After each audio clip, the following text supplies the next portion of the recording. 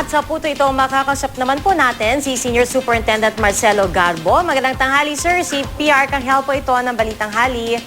Pia, good afternoon at sa ating mga tagapakinig. Oh, sir, kamustahin po namin yung crowd estimate ng PNP dyan po sa Luneta.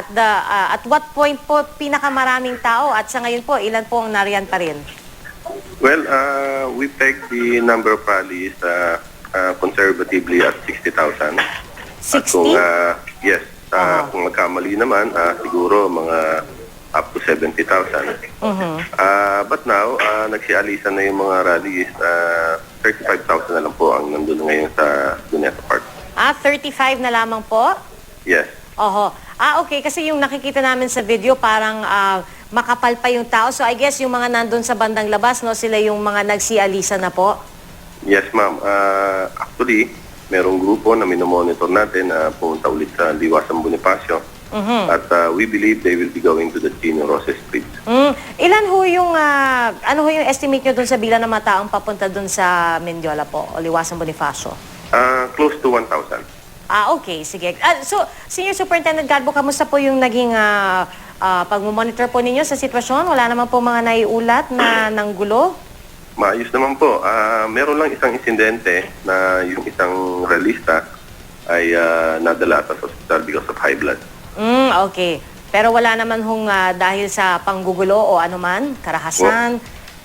Wala naman po. Actually, we expect this to happen.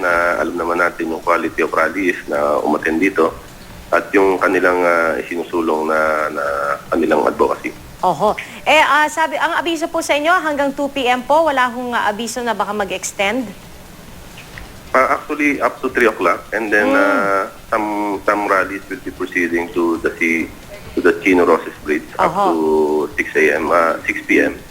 We will be there.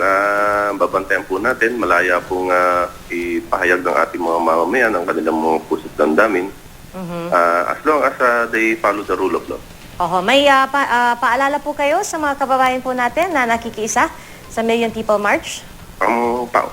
Paalala lang po lang natin na maging vigilant sila, maging mapamatsyag sa kanilang mga